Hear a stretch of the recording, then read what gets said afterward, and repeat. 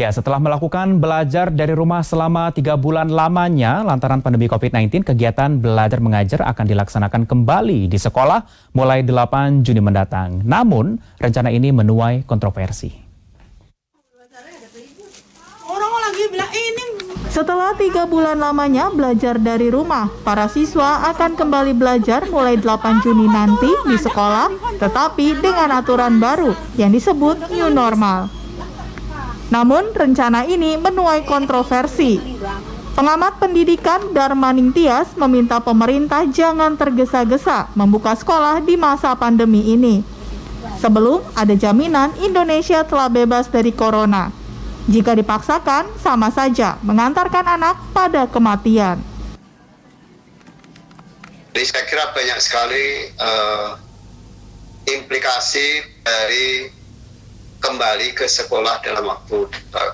Kalau saya sih, sebelum tidak ditemukan lagi kasus COVID-19, sebaiknya sekolah tetap diliburkan. Apalagi kalau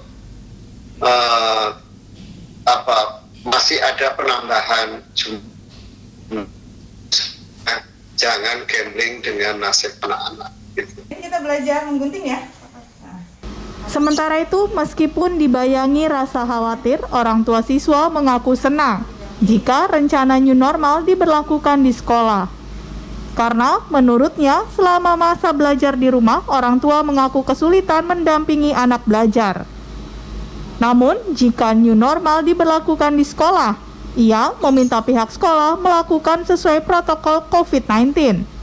Khawatir pasti orang tua, kita juga khawatir ya. Cuma gimana caranya kita untuk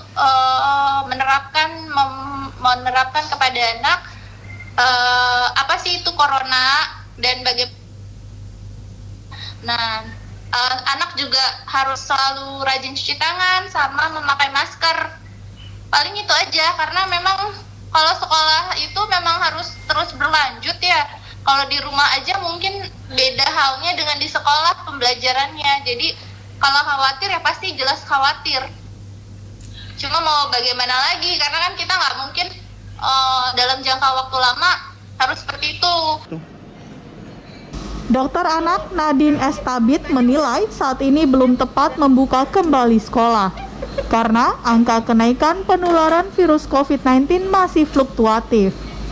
Nadine meminta kepada setiap orang untuk selalu waspada penyebaran virus COVID-19 karena anak-anak juga rentan terjangkit.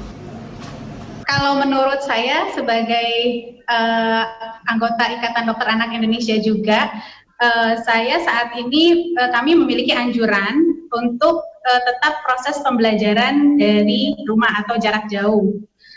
Hal ini dikaitkan dengan kemungkinan ketika tahun ajaran baru, yakni sekitar bulan Juni atau Juli, kemungkinan wabah COVID-19 ini belum tertangani dengan baik.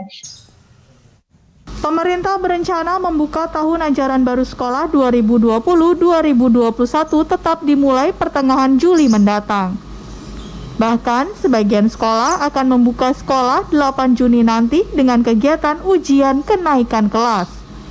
Tim Liputan, JAK TV.